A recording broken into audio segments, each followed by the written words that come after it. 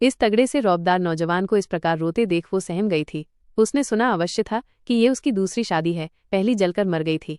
दुनिया में लोग दूसरी शादी करते हैं, जो जल भून गया उसके बारे में सोचने की जहमत उसने नहीं उठाई थी। पुलिस की नौकरी है लड़के की, ससुर भी पुलिस विभाग से रिटायर है, अच्छी खासी पेंशन पा रहे हैं। माना कि एक 4 वर्ष का बच्चा है, कोई बात नहीं, खाता पिता पड़ा रहेगा, उसे संभालने के लिए तो सास ससुर पर्याप्त है। वैसे भी 30 की पक्की उम्र हो रही थी उसकी, एक तो बाप की गरीबी, दूसरे गांव की बदनामी, चुटकी भर सिंदूर के लिए तरस गया था जीवन। मान लिया था उसके माता पिता और स्वयं उसने भी कि अब उसे समझौते वाली शादी ही करनी पड़ेगी। उसने पूरे मन से अपनी स्थिति स्वीकार की थी। रह गई बात दूसरी औरत की जूठन की, तो कौन जानता है कि कौन निजुट है, वही कौन सा इसके लिए अपने को बचाकर रख सकी है। जीवन जीने के लिए समझौता तो करना ही पड़ता है। उसे जी जान से प्यार किया था मैंने, न जाने क्या हुआ जो इस प्रकार मुझे छोड़कर चली गई। वो सिसक रहा था। शांत हो जाइए, तकदीर पर किसका वश चला है। जितने दिन का संग साथ लिखाकर लाई थी उतने दिन निभाकर चली गई। ये तो लगता है मुझे आपकी सेवा का मौका मिलना बदा था, यदि वे होती तो मैं भला क्यों आती आपके जीवन में। उसने अपनी कामदार साड़ी के आंचल से उसके आंसू पोंछे, उसकी आंखें भी भरी गागर सी छलक पड़ी थीं। वो नादान बच्चे की तरह उसकी बातें स्वीकारता रहा। आप पुराना सब कुछ भूल जाइए, जैसे वो आपका पिछला जन्म हो। मुझसे जितना बन पड़ेगा आपकी सेवा करूंगी। समय सब कुछ भुला देता है, उसने दार्शनिक मुद्रा में समझाया था। मेरा एक नन्हा सा बच्चा है, देखा नहीं तुमने उसे। उसने उम्मीद भरी निगाहों से उसे देखा। देखा है, वो तो पहले ही मेरी गोद में आकर बैठ गया था। उसने बात समाप्त की थी। वो सुबह देर तक सोता रहा, उठा तो बेहद झुंझलाया हुआ, इसे डांटा उसे डांटा, ये तोड़ा वो पटका। माँ दौड़ दौड़ कर उसके काम करती रही। ले देकर वो ड्यूटी गया, बार बार अंदर बाहर होते होते। दूसरी रात उसने पी रखी थी। पहले घर में घनघोर तमाशा मचाया। माणिक डर कर कहीं छिप गया था। माँ थर-थर कांप रही थी। बाप से कुछ कहते नहीं बन रहा था। उसे तो काटो तो खून नहीं था शरीर में। शराब पीता है, चलो कोई बात नहीं, हमारे सैदा में तो लगभग सभी पीते खाते हैं। पापा भी तो पीते हैं, वे तो ड्राइवर हैं, उनका पिए बिना कहाँ चलने वाला है। ये भी तो पुलिस में है, बहुत तनाव रहता है इनके जीवन में, सब चलेगा। उसने स्वयं को हर प्रकार के सदमे से मुक्त किया। मैं पीता नहीं, शादी की खुशी में दोस्तों ने पिला दिया, तुम नाराज तो नहीं।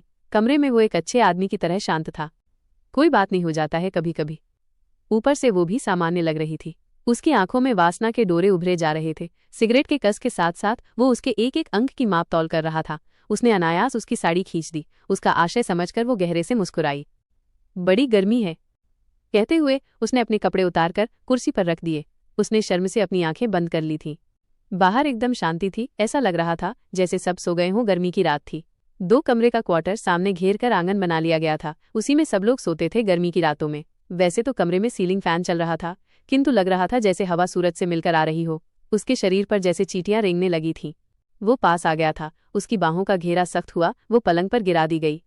ये क्या करते हो? वो पीड़ा से चीख पड़ी थी। कुछ समझे इसके पहले ही छाती तथा जांघों के बीच कई जगह जलती सिगरेट से जल चुकी थी। जलन और अपमान की स्वाभाविक प्रतिक्रिया। उसने उसे परे धकेल दिया। मुझे धकेलती है? मादर, वेश्या, कहाँ कहाँ भाड़े पर चली है, मैं नहीं जानता क्या। उसने एकदम से अपना राग बदल दिया। जलाते क्यों हो मुझे? उसने कातर दृष्टि से उसे देखा। क्या करूं, ये शरीर है एसएसएस तेरा, खुरपी से छीलो तब भी कुछ हाथ न आए। तू तो पूरी खोजा है। हाय रे मेरी बड़ी लिफ। उसने उसास भरी। कमर का सारा मांस गोल गोल होकर जैसे छाती पर सज गया था। नशे के कारण मन की कुंठा जबान पर आ गई। तो इसमें मेरी क्या गलती है? सबके शरीर की बनावट एक जैसी होती है क्या? वो तिलमिला उठी थी। जाओ कमरे से बाहर, मुझे तुम्हारी कोई जरूरत नहीं है। वो भयानक ढंग से चीख रहा था। उसकी आंखें शूर्ख अंगारे की तरह दहक रही थीं। मुंह से लार निकलकर चेहरे पर इधर उधर फैल रही थी। उसे तो जैसे जीवन दान मिल गया। वो तेजी से दरवाजे की ओर भागी ही थी कि बांह पकड़कर खींच लिया उसने। खबरदार, बाहर निकली तो हमेशा के लिए बाहर। ठीक है, हमेशा के लिए जा रही हूँ। उसका गला रुंध गया था।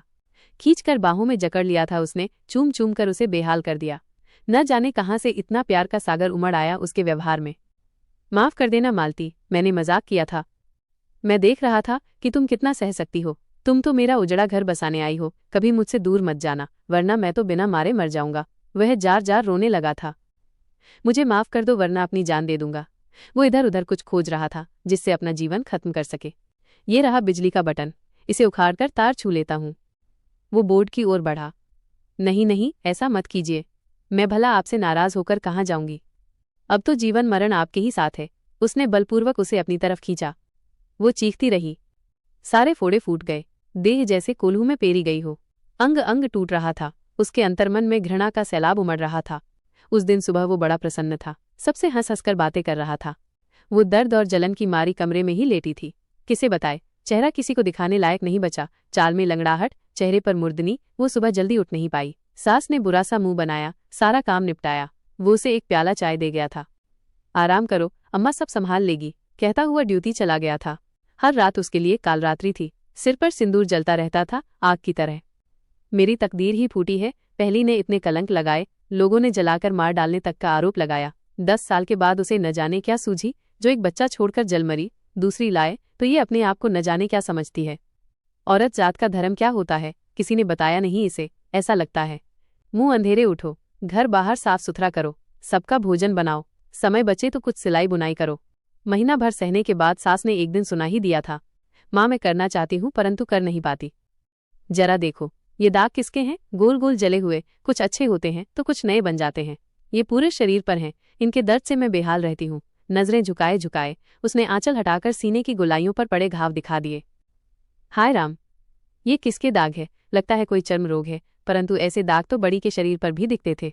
उसकी आंखें कुछ सोचने वाले अंदाज में सिकुड़ गईं। ये सिगरेट से जलने के घावों से बने दाग हैं। उसके स्वर से पीड़ा की गागर छलक रही थी। कैसे जल जाती हो तुम लोग? रुको, आज रोहन से कहती हूँ कमरे में सिगरेट न पिया करे। उसने सब कुछ समझकर भी अनजान बनते हुए कहा था। उस रात उसने जरा सा संकेत भर किया था, मुझे घर के काम में माँ की मदद करनी चाहिए, ऐसे अच्छा नहीं लगता। माँ कुछ कह रही थी क्या? उसकी त्योरियां चढ़ गईं। कह रही थी तो क्या गलत कर रही थी? शादी एक ही काम का नाम नहीं, मुझे भी थोड़ी राहत चाहिए। आप आज बाहर सो जाइए। उसके स्वर में निवेदन था। वो इस प्रकार उछलकर बाहर निकला जैसे बिच्छू ने डंक मार दिया हो। मेरा जरा सा सुख तुझसे देखा नहीं जाता, तू तो सांपिन से भी ज्यादा जहरीली है। कितने दिन उसे आए हुए जो उसने तेरा पानी पिंडा नहीं किया। बक बक कर तेरा मुंह खुल गया है, इसी मुंह के कारण बड़ी जलमरी अब फिर वही शुरू कर रही है। वो विफरे सांड की तरह आंगन में फेरा दे रहा था। वो संकोच से मरी जा रही थी। क्या सोचेगी सास? आते ही चुगली करके माँ बेटे को लड़वाने लगी। मैंने ऐसा क्या कह दिया जो इतना बिगड़ रहा है? मुझसे पूरा काम हो नहीं पाता, इसीलिए थोड़ा मदद करने को कहा है। सास की आवाज एकदम धीमी थी, अपराध बोध से दबी दबी सी। ससुर की बोलती बंद, दरवाजे के बाहर बैठ जाते हैं जाकर। तूने जन्माया, तू ही भोग अब। वो निकलकर माता चेहरा वाले पेड़ के नीचे जाकर अंधेरे में छिप गई थी। इसके बाद तो उसने रोज उसे गाली मार खाते देखा। एक दिन उसने ऐसा धकेला कि जाकर नहानी के पत्थर से टकराई, सिर फूट गया। बाप बीच में आया तो वो भी गिरा धक्का खाकर। रोहन उससे लिपट गया था, उसे भी चोट लगी थी। उससे रहा न गया, उसने उसकी मरहम पट्टी करके अभी खून बहने से रोका। दूसरे दिन ननद आकर उन्हें अपने घर ले गई। अब तो रोहन की 5 अंगुलियां घी में, मारे तो सहो, जलाए तो जलो, जब जो कहे पकाकर दो। अब तो मालती के लिए मरे बेहान हो गया। बहुत रोई गाई, तब कहीं एक दिन के लिए मायके ले गया तो पूरे समय साथ साथ लगा रहा। न माँ बाप को कुछ पूछने का अवसर मिला, न उसे कुछ बताने का। चलो, सास ससुर का टंटा भी टूट गया, अपने आप घर छोड़कर चले गए। बड़ी की जमी जमाई गृहस्थी, उसके सारे गहने, सब कुछ तो अपनी मालती को अनायास ही मिल गया। बहुत है भगवान का दिया, परंतु इसके शरीर पर ये गोल गोल दाग कैसे पड़ गए? वो इतनी घबराई हुई क्यों है? उनके मन में कुछ प्रश्न थे जिनका उत्तर देने वाला कोई नहीं था। ड्यूटी के दौरान शराब पीकर हुल्लड़ करने के कारण उसे सस्पेंड कर दिया गया था। अब तो बस हाजिरी देकर आओ और घर में 12 बखेड़ा करो। मेरे दिन चढ़े हैं जी, अब जरा संभल जाएं। उसने उस रात पहली बार हुलसकर उससे कुछ कहा था। दिन चढ़कर क्या होगा? हाँ लल, एक है उसे ही संभालते नहीं बनता। कभी उसे गोद में लेकर प्यार किया, बेचारा टूअर टापर जैसे घूम रहा है। ये कौन बोल रहा है? क्या ये भी अपने बच्चे के बारे में सोचता है? उसे जोरदार झटका लगा था। अभी तो आपसे ही फुर्सत नहीं है, क्या करूं क्या न करूं? उसके मुंह से निकला ही था कि खींचकर थप्पड़ जड़ दिया उसके गाल पर उसने। वो दर्द से बिलबिला उठी थी। उसके दोबारा उठे हाथ को कसकर पकड़ लिया था उसने। हाथ पकड़ते है हट, और इसके साथ ही कसकर लात पड़ा कोप पर, जहां कोई बसेरा करने लगा था। वो दूर जाकर गिरी थी। अरे कोई बचाओ, मुझे ये शैतान मार डालेगा। वो बेतहाशा चिल्लाने लगी थी। उसकी आवाज सुनकर कोई आता, इसके पहले ही उसने उसके मुंह पर हाथ रखकर उसे बंद कर दिया। अरे ये क्या करती हो? आपस की बात और है, थाने वाले आ गए तो मुझे अंदर कर देंगे, फिर क्या खाएगी? क्वार्टर से निकाल देंगे, कहाँ रहेगी? बेवकूफ, वो उसकी बाहों में कसमसाई। शेष पूरी रात वो उसे भांति भांति से मनाता रहा। सवेरे वो संतुष्ट था और वो बार बार बाथरूम जाकर कपड़े बदल रही थी। उसकी कमर और पेड़ों में भयानक दर्द उठ रहा था। थोड़ी थोड़ी देर में मरणांतक पीड़ा की लहर दौड़ रही थी उसके उदर में। वो स्वयं 1 कप चाय बनाकर ले आया उसके लिए। मुझे अस्पताल ले चलिए, मेरी तबीयत बहुत खराब है, वो करा रही थी। मैं ठीक कर दूं? उसकी आंखों में खेल रही शरारत का आशय समझकर वो कांप उठी। रहने तो ठीक हो जाऊंगी, कुछ रुपए हो तो दे दो। वो नरमी से बोला। सारे तो ले गए, अब कहाँ बचे? क्या मैं ही खा गया? जो कुछ करता हूँ तुम्हारे लिए ही तो, क्या सारा सुख मुझे ही मिलता है? तुम्हें कुछ नहीं मिलता मुझसे। वो सुबह सुबह फिर लड़ने पर आमादा जान पड़ा था। वेतन आधा मिलता है तो खर्चे भी कम करो ना। अब तो ये मुझे सिखाएगी लगता है। चल ये टाप्स दे दे, गिरवी रखूंगा, वेतन मिलने पर छुड़ा लेंगे। वो उसका सिर अपने आगे करके टाप्स उतारने लगा। एक बात बोलूं? उसने स्वयं को संयत रखकर पूछा। हाँ बोलो। शराब खरीदकर पीने से बहुत महंगी मिलती है, आप सामान ला दीजिए, मैं बना दिया करूंगी। घर की बनी में नशा भी ज्यादा रहेगा और चौथाई दाम लगेगा। सारा दुख भूलकर उसने ये सुझाव दिया। तुम्हें बनाना आता है? उसने आश्चर्य से उसे देखा। हमारे गांव में तो सभी अपने अपने पीने के लिए बना लेते हैं। महुए के फूल सीजन में ही इकट्ठा करके रख दिया जाता है। लकड़ी फाटे की कमी नहीं, बस थोड़ी सी मेहनत लगती है। बाप रे, ये जो छुपा रुस्तम निकली, उसने मन ही मन कहा। तुम्हें पता नहीं, शायद बिना लाइसेंस के शराब बनाना कानूनन जुर्म है। वो बेहद गंभीर था। मैं ये सब नहीं जानती। जब खरीद कर पीना मना नहीं है तो बनाना क्यों मना है? जैसे अपने लिए खाना बनाते हैं वैसे ही शराब बना सकते हैं। बेवकूफ़ी भरी बातें मत किया करो। यदि सभी अपने लिए बनाने लगे तो सरकार को टैक्स कहाँ से मिलेगा? हम पुलिस वाले हैं, ऐसे लोगों को पकड़कर सजा दिलवाना हमारी ड्यूटी है। और फिर ये पुलिस क्वार्टर है। बात फैलते देर नहीं लगती, दोबारा ऐसी बात मत करना। मैं आता हूँ, तुम कुछ बना लो खाने के लिए। वो कपड़े पहनकर बाहर निकल गया। जाते जाते बाहर से दरवाजा बंद करता गया। तो क्या सरकार को पैसा देकर आदमी जहर भी पी सकता है? वो जोर से चिल्ला पड़ी। उसके कंठ से रुदन के स्वर फूट पड़े। हाय राम, कहाँ फंसा दिया? यहाँ तो अड़ोसी पड़ोसी बोलते भी नहीं। हमारे गांव में एक आवाज पर सारा गांव उमड़ पड़ता है। वो इतने जोर जोर से इसलिए बोल रही थी कि दीवार के उस पार से पड़ोसन को सुनाई पड़ जाए। थोड़ी देर बाद बाहर से सांकल खोली गई। एक अधेड़ औरत ने घर में प्रवेश किया। उसने हठात मालती को अखबार में भर लिया। मैं तेरी सारी तकलीफें जानती हूँ मेरी बच्ची, परंतु रोहन की दुष्टता के कारण चुप रहती हूँ। ये ले मोबाइल, तुरंत फोन लगाकर अपने पापा को बुला और निकल जा यहाँ से। तू क्या जानेगी, बड़ी ने 10 साल कैसे बर्दाश्त किया, अंत में उसे अग्नि स्नान करना ही पड़ा। स्त्री को पीड़ा देकर ही रोहन को संतुष्टि मिलती है। लगता है पी पी कर इसका दिमाग फिर गया है। उसने जल्दी से मोबाइल ऑन करके अपने पापा से बात की।